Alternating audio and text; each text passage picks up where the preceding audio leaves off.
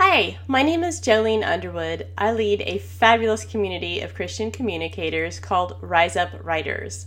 Today I wanted to share a video that highlights some of the points we talked about in our Facebook group.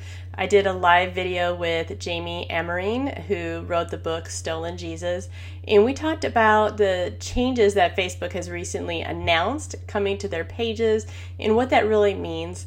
I know a lot of Christian communicators have been freaking out maybe for the last several days, last week, because of this announcement, as some people have called it Facebook Zero. Facebook pages are dead. Unless you're paying for everything, you won't get seen at all. And the reality is that there are some components of the announcement that are actually really encouraging for us. So I can only share what I understand from the announcement and what that means for us as Christian communicators. I can't guarantee anything that Facebook's going to do, but hopefully by taking the time to talk about some of these points, number one, we'll have a little bit of an understanding and some kind of content to put this scenario into in our minds, but also to reduce some of the platform tension. I firmly believe that God has called us to do certain things that do require platform in today's world, but ultimately our job is to serve. Our job is to be faithful in what God has called us to do, and then leave it before God and see what He wants to do with it, how He wants to expand it. Our job is to be honoring to other people and to be faithful to our calling and to do a good job. And part of that is going to require learning some of the technology and just the ins and outs of some of the platform components. So let's talk about some of that, and then hopefully you'll feel encouraged at the end. Basically, I want to include why this is a good thing and what we can do about it. I honestly believe these changes can spur us to become better at what we do. Okay, so first thing to notice is that Facebook is cleaning up. They want less public content, kind of bringing people off their site. So lots of maybe news stories, maybe that's the page posts, blog content. But, and again, remember, I'm not an expert on this. I'm just an observer. I'm somebody just like you who's walking this out and learning, and we're kind of growing together, okay? But when they talk about some of this public content, let me tell you some of the things that I've seen, and other people will notice too. People who start having a business and they start sharing whatever it is that they're selling, there's going to be lots of posts for that online. People are adding people to groups without permission. And please, by the way, don't do that. Please, please, please do not just add people to a group unless they have asked or you have gotten permission. Side note, soapbox. But they're doing some cleanup. So none of us really want to be in our feed watching, hey, remember I sell this and come over and read me and do all this. And we want to go to Facebook to be social with other people. And when there's so much of that other content, we're not going to use Facebook. That's not good for us. And it's not good for them. Us, because we're not getting the good social content. And obviously it's not good for Facebook. So people will talk about Facebook maybe being money hungry. I mean, they're a business. Let's just understand that they're a business. They are going to be trying to make money, but they're also a business with a model and a vision. And so let's take it for face value and just consider how that can be applied to us. So when we look at Facebook goals, some of the things that they've talked about and some of the trends that they've already had in the things that they were doing is to increase interaction and connection between people. They want people to be engaged in content, not scrolling through. One of the things that the Facebook page announcement, the algorithm announcement, said was that when people are scrolling, some of the studies indicate that you feel less happy and less, your well-being is decreased. And so one of their statements was that they wanted to increase well-being by actually having some social interaction between people. So what does it look like to have social interaction between people? Likes, comments, shares, those types of things are social engagement and interaction. But one of the things that I've kind of heard about too is not necessarily just specific like short comments underneath something that you post. It might be two people talking back and forth to one another. So they want it, again, community and connection and interaction and engagement. They also want it to be us to be providing content that is real, not robotic. So when they talk about reducing pages and even profiles that are using a lot of engagement bait, I'll explain that here in a second. But when you're using engagement bait, that's really more of a robotic, it's not an engagement, a robotic implementation of Facebook that's just saying, there's a motivation that comes behind it sometimes, which is I'm trying to get people to keep seeing what I provide, so I'm going to ask a bunch of questions. That's not always the case. I know people don't do that all the time, so please forgive me if that's not you. I'm not judging anybody's motivation. But I think we can tell sometimes when people just kind of maybe start feeling wary because of what's happening, and maybe you've done that too. I've done it. Just putting questions out there, trying to get people to engage in some way, but it's not really motivated by getting to know other people. And so that's one of the things to keep in mind as Christian communicators is what our motivation is. And when we have that in mind and we realize that maybe sometimes what we're doing is really just about, I need somebody else to see my post, I need to get some more likes, that will quickly deteriorate in our souls. It will quickly deteriorate how good we feel about the work that we're doing, and it will keep us from seeing other people as God wants us to see them. So the realness that Facebook is after is a really good thing for us. We are not robots. Our job is not robotic. And we're constantly growing and learning, and we can grow and learn with Facebook as they do this. So one more thing for Facebook, they want us to stay on Facebook. They don't want us to be going off Facebook, which is understandable. It's their platform. They're trying to keep all the content there. Whatever, you can think about that however you like. But that does mean that it'll probably be harder to have blog posts shared, actually to go viral. So let me make a comment about that. Here's the thing. So anybody who's using social media and Facebook, when you share content, especially public content, that is like an article or a blog post from somebody, please tell us why you're sharing it. Give us some kind of realness from you about what this article meant to you, or what it caused you to think about, or what you want to hear from other people. So don't just read an article and then share it, which is really easy to do. But again, Facebook wants there to be realness and to be some connection. And so what I've seen happen, I have posts that go on I Believe, and their Facebook page has 1.4 million likes, I think, like something like that. And they will pay to sponsor a post.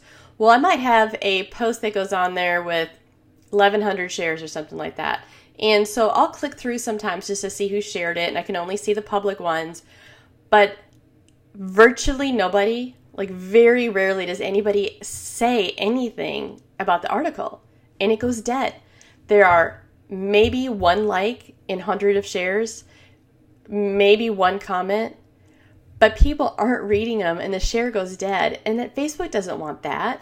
So if we want to be even engaged users on Facebook, when we share content from somebody else, add value to that by, people want to know too. It's not just Facebook, but people want to know, why are you sharing this? What about it?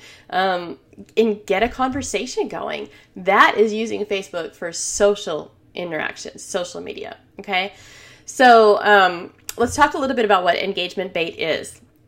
There's different terms. I'm going to kind of read through my list here. So, because Facebook says that they are going to penalize, demote pages, and I would say profiles as well, who do some of this engagement baiting. And I'll be honest, some of these changes that they're talking about that are coming have already been happening. I've seen it happening. And if you haven't seen it happening, I think this is a warning to say this is coming, be careful of it. So engagement baiting would be something like, hey, come here and like my post, comment here, go follow me here. I've done that. I had a new YouTube channel. I still want to get to 100 subscribers so that I can have my own name on it. But I would suppose that might be engagement baiting. However, just a personal note on that is, when you do something like that, if it's just a really short question or statement, if you're very quickly saying, like this, follow me here, that's not engaging. So what I did when I shared about YouTube, which did get quite a bit of interaction, is I had more words there. People had to actually click to read more, so they started engaging with it. And I'm not sure if those will be demoted. I've seen some people posting some things about, hey, Facebook's algorithm is changing, comment, otherwise you might not see my stuff. And it's getting high traction. So maybe the idea behind that is that there's more words and there's what appears to be more genuineness and content that's coming in those types of posts and requests. Okay, so other examples of engagement bait would be like simple questions with one-word answers, or give me a like if you do this too, or show me with an emoticon something. So I did a question recently about music, soundtrack music with GIFs. It's fun, and a lot of people do engage with it. Some people are saying not to do that at all, but I don't think that's the case because they offer GIFs for a reason, whatever you want to call them, the GIF files that are fun. So let's see, some other examples is vote baiting, using a reaction to vote for something. If you don't like this, then put a frowny face. If you like it, then put a love, whatever, telling people like how to interact with you. Reaction baiting, that's kind of the same thing. Share with a friend to win. This is why you won't see traction so much on contest entries and giveaways.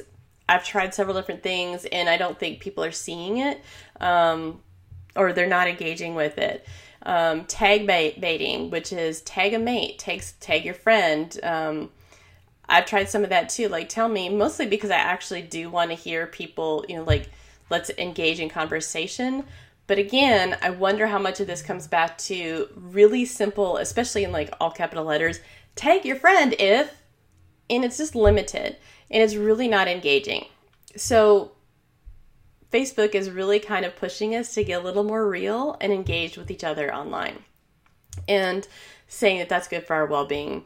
Okay, something to keep in mind that these especially apply for people who are using this regularly as a way of keeping engagement and trying to increase page views and those types of things. So I think what they're going to be doing is kind of searching pages that continually do these types of things to try to get people to interact rather than offering good content. And I think that's part of what they're kind of working on with their algorithms.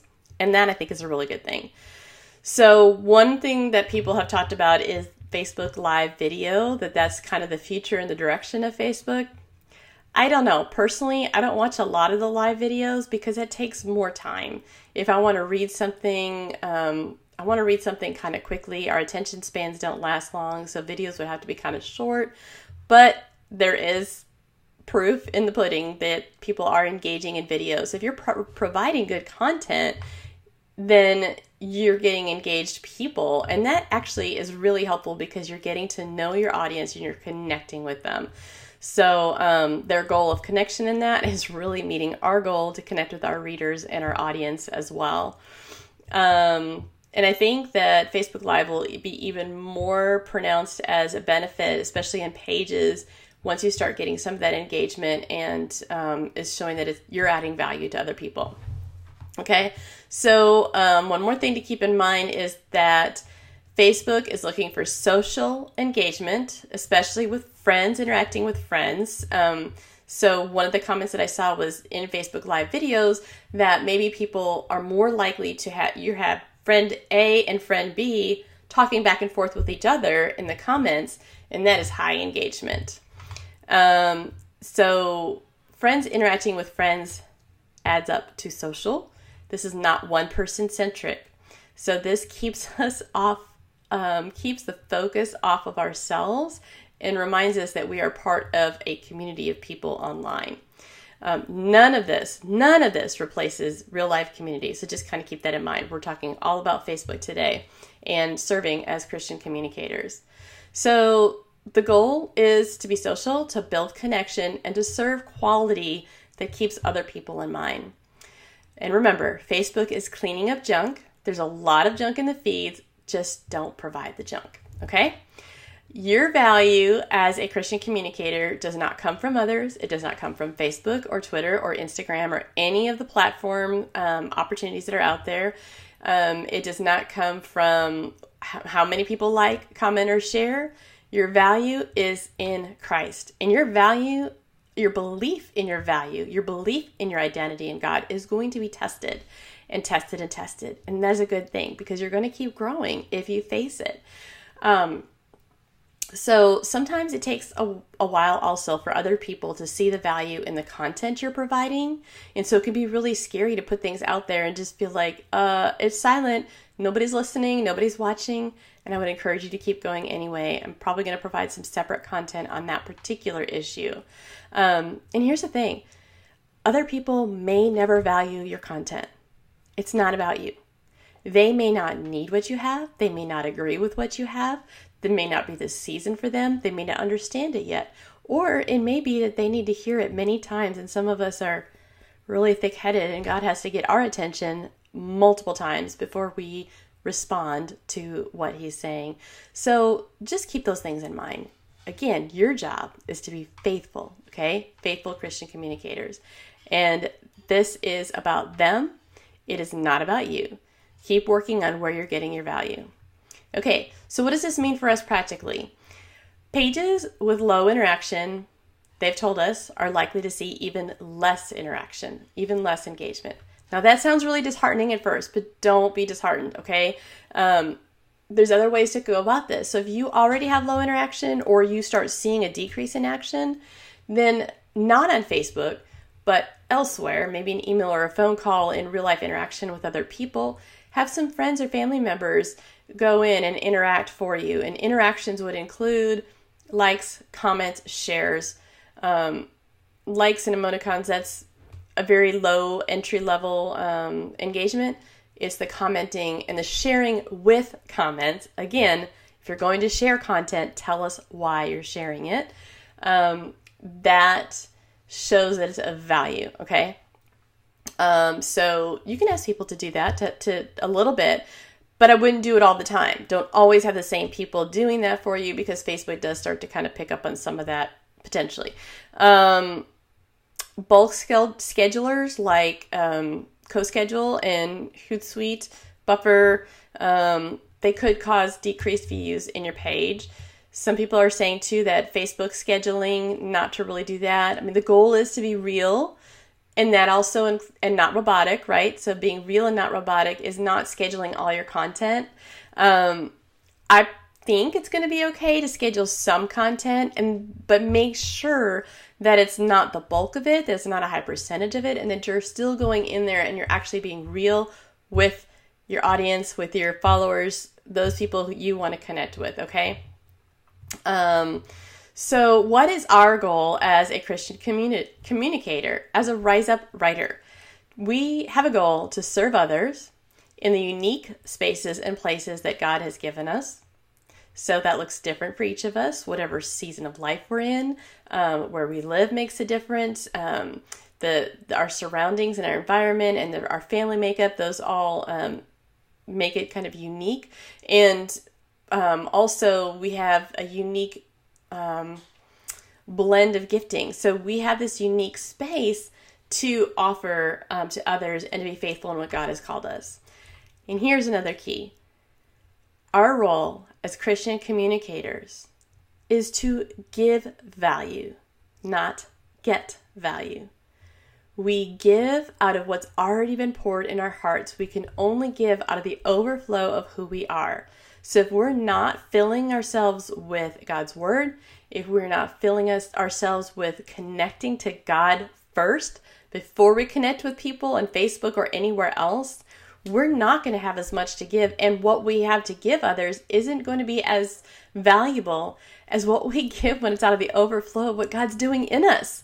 So when we're facing these fears and these tensions and these anxieties that are coming up because Facebook changed another algorithm, that is an opportunity for growth. We're going to talk more about that here in a minute. But that way, as we're pursuing that, we are able to give value to others because of what God has already given to us. Keeping in mind the other people before we look at our just trying to get value from other people. What does it look like when we're trying to get value from others? That's when we feel really concerned that we're not getting the likes, the follows, the shares, the comments, the interaction. When that starts to debilitate us or stop us, or it cripples us from doing God's work, we're getting value. Every one of us is going to feel that pain. We all have, I would say, most of us would have some level of pain for rejection or maybe a lack of confidence. Those things are common. I feel a lot of that when I don't get much traction and I've worked really hard and you want someone to see what you've done and to value it. It is hard. But when you feel that, go back to God and say, okay, I'm feeling this. I need to remember that I get my value from you, but also give anyway. Like as you're giving to others, when other people are able to receive that, it's exciting. And connect with people locally so that you're also receiving from community that's real, that's in your the core of your daily living, so they can speak into your life. Only then, when we're getting what we need to get from God, only then can we give real value. And when we're doing this, we're going to feel less tension about platform building because it's not really about us, it's about what God is doing through us.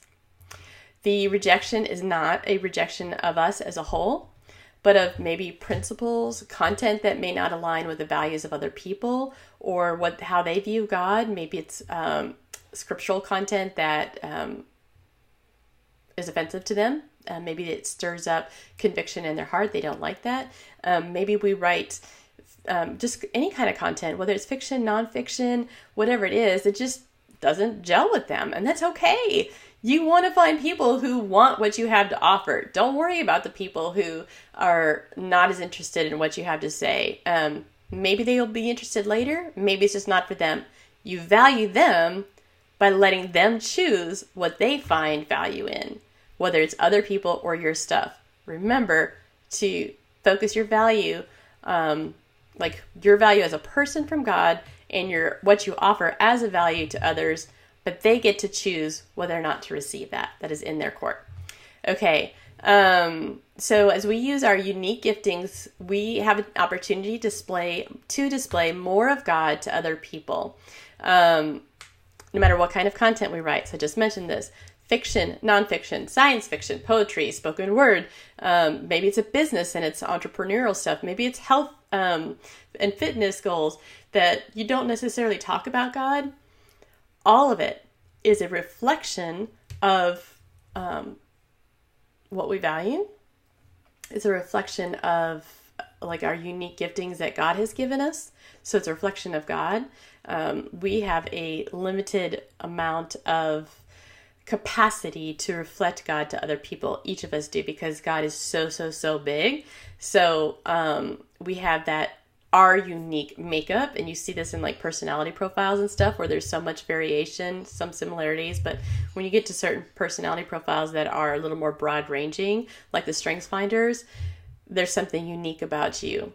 But all of what we do is going to come out of what's already inside of us. What we write reflects who we are and what we believe. We need to be about the work of uprooting our destructive beliefs about God, about ourselves, and about other people so that we can serve well. We need to do this so that we can walk more confidently no matter what role or season we're in. If God's building our platform and the numbers of people that we're able to connect with, or if it's decreasing, if it stops for a little while, or if it starts again, whatever it is, we need to be about doing the work that God has called us to do and getting more confident in that. And I've really wrestled with this. I have a friend that really helps me. I have several friends that help me remember who I really am and what's deep at the core of me so that I can be used by God. And when you step into that, you experience the joy of the Lord. You experience God's pleasure on you because you are displaying Him to others. Whether or not you're specifically directly talking about God, doing Bible studies, what you're doing, if it's honoring to God and yourself and others, if it is coming from that core place of knowing who you are pleasing God in the service that you offer. Okay, why is this a good thing for Christian writers, speakers, and entrepreneurs? These changes by Facebook give us an opportunity to reevaluate some things. We can reevaluate what we're about, what we value, what we offer. So are we bringing unique content and perspective to the table? Or are we just copying somebody else? Are we just sharing other people's content, Do we have something that God is uniquely showing to us in a way that maybe doesn't seem like what other people are doing? And so maybe it's a little scary, but we can take some steps forward in evaluating that now and growing in that and becoming more confident in that. Also evaluating what we're about as far as like what our focus is and what we offer to other people. And what is it that we value in the ministry, in the role of speaking or writing? Is it value in speaking to smaller groups, or are you more about the larger groups, or, the kind of content that you share? There's a lot of different ways to kind of evaluate what it is that you are to focus on and what you offer and what you actually value internally. Is it genuine? Is it coming from the heart of who you are? Is it reflecting part of the unique package of who you are? Also gives us an opportunity to evaluate how we see our audience.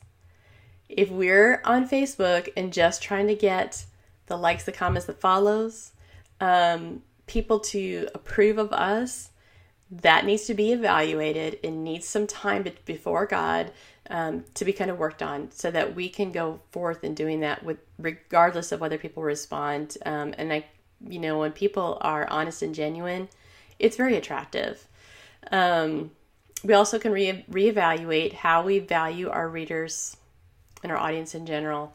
Are we valuing what they need, what they feel they need? This is another concept that writers need to consider a lot. I've had to consider not just what I have to bring to the table, but what do they actually think they need that I have to offer, but maybe the way that I'm presenting it isn't reaching them yet because they don't know that that's what they need. And so we need to be trying to understand where they're at, what their needs are, what speaks to them. And so this Facebook algorithm that wants us to be more connected and engaged gives us an opportunity to really think about that.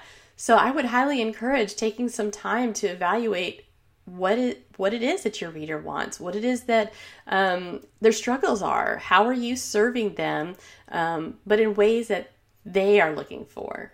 That's even going to help you with SEO and writing content. And believe me, I am so with you on this. I am working on this myself. I am so in the game with you, just walking this out as well. So this gives us an opportunity to focus on those that we serve.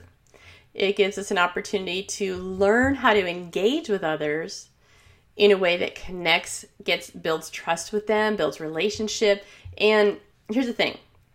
If you are at any point thinking that you might sell a course or a book or something that's sellable, you're going to need that relationship with your audience that is engaged, that feels like they've connected with you. So when you engage with them online, whether it's replying to comments, even if it's on your blog post and you are replying to comments there, or feedback on a Facebook Live video or anything that you share on Facebook, when you're able to see them and value them, and then you're engaging with them and you're building that trust and that rapport, that's only going to help you in the long run.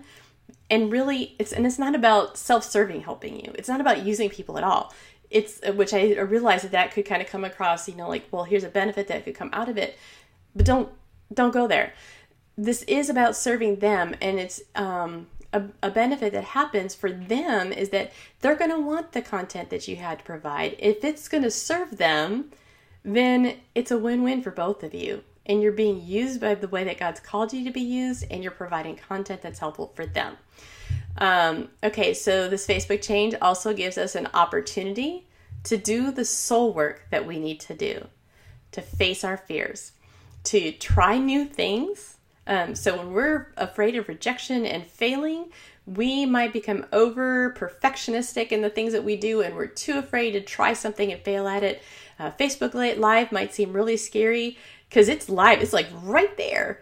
You can delete it if you need to, okay? A lot of the things that you're going to do, they're not going to be, what's the word? I mean, they're not going to be such a big error that it's going to be, crippling. What's really crippling us is thinking that we can't do it, rather than trying. So what is it that's causing you concern? What is it that's causing the fears? What is it that's causing you to not move forward in a particular project? There may be areas where you are not trusting fully in God and the gifts that He's given you, or the calling that He's put in your life, or the change of direction, or the fact that maybe He says, hey, come here, but now I'm going to change direction and go over here. And that's scary. And you think, God, you were taking me this way, and now you're taking me that way. Work those things out with God. Another thing is areas where our identity is in approval from other people, or it's in what we're doing. And we know, we hear these things, like our identity needs to come from Christ, but we still struggle with it. I do. I still struggle with it. So as a side note, one of the ways that you can work through the soul work for this, I have a tool on my site called Unleash Heart and Soul Care Sheets. Now, this is in an early adopter phase. It's been beta tested by a couple hundred people. I've had immensely just great feedback from other people and from myself in emotional healing and spiritual growth, in hearing from God and just growing closer to Him. And it's a fairly simple tool, but it's very rich. And I will be providing more content for that tool. I'm working on that the first part of this year, 2018. But you can go to joleneunderwood.com/unleash. And through March, it's a $35 product. But if you use the code EARLY, all lowercase letters, EARLY, you'll get it for $20. And that's really inexpensive because there's sheets in there that you can print out over and over and over again, put in a binder or something, and do this soul work. As these anxieties are coming up, do that soul work. Okay, so what can we do? I'm sure you've heard this before. We need to be building our email list. Our email list is the one place that we can keep connected to our readers. It can be more intimate in some ways. I think it can be really connecting on Facebook and other social media platforms when you're having like interactive dialogue that's going on. But the email is a little bit different, and you're not waiting on Facebook or Twitter or relying on Instagram or somebody else who's just going to change the algorithm on you. So be building your email list. Ideas for that, we'll cover that more in Rise Up Writers. We're going to have another Facebook Live call. We're going to have an SEO one next Tuesday and the January 23rd, and then 30th or something like that, or somewhere in there, we're going to have another gal come in and talk about email lists and just some ideas to generate ideas for you. Okay, so we also can consider what we offer. We can get clear for other people so that they know what we're about, make sure that we're providing quality content. And if you're not clear, if you're not really sure, then maybe ask somebody that is a friend of yours who doesn't read your blog or read your content or listen to it, whatever you provide it, and have them just listen and check it out. See if they can understand, oh, this is what you're about. So maybe it's not your closest friend, but maybe somebody that you don't tell that you do all this with all the time, and see what they see, what they understand, and that'll give you some indication of what might improve in the quality of content that you're providing. Okay, so people have talked about Facebook groups. Is everything headed to Facebook groups? It's a good question. And I do think that a lot of engagement can happen in Facebook groups, and there will probably be a lot of Facebook groups built as a result of this algorithm change. But I think that Facebook groups really need to have a very specific purpose, and it needs to be community oriented. So if you're going to be creating a community, you want to have a space that's going to take a lot of work from you at first to get people interacting. So yes, Facebook groups are a way to show that there's engagement and interaction, but so let me give you an example. I have Rise Up Writers, which is a very active group, and it took some time to get more active. I started just sharing some content. It's at the point now that I have a couple of co-leaders that help share encouraging content. We're going to be writing more blog posts for Rise Up Writers, and I share a newsletter. But in the group, we talk about these things, and then I'll have some live videos, and we plan Zoom calls and those kinds of things. So the whole space of the Rise Up Writers community group has a lot of intention for building community. I started another one for my blog called A Cultivated Life Community. I'm not sure if I'm going to keep it yet. I'm kind of testing it because I want to make sure that it serves a good purpose. So I'm in that testing stage of trying, and maybe it won't work, and that's okay. I need to get a little bit more clear on what the purpose is and how to share certain things, because there are some things that I think would be overwhelming if I was emailing them, but I might be able to offer it in the Facebook group if it's valuable to other people, and I won't really know until I try, until other people respond or don't respond. So just don't add a group just because of Facebook algorithms change. Don't let fear be your motivator for any of this, okay? But if you think you'd like to try Facebook groups and you see a reason for it, consider it. Maybe go ahead and give it a try with a few people. And some Facebook groups have exploded with people that were interested. But again, people have so many, well, not really again, I didn't talk about this, but people have so many Facebook pages that they've liked. They haven't been seeing a lot of pages for a long time anyhow. I unliked hundreds of pages yesterday because I do want to see pages from certain people, and it changed my newsfeed up tremendously today, and I appreciated it because it was content that I really value. So if my Facebook page isn't serving value to you, don't like it, because I don't need to be sharing content to somebody that's never going to see it, or content to somebody who doesn't need what I have to offer, or it's not going to encourage them or inspire them. That's not the point. So let yourself have that grace to say, like I talked about before, if other people aren't following you or liking you, that's their choice. If they find value in something else, let them find value in other people's content. You don't need to have all the likes coming in to prove your value. You need to provide value. Okay, so again, fear is not a good motivator, and don't add anything just because. Think it through a little bit and consider, and then give it a try. Sure. Facebook Live videos.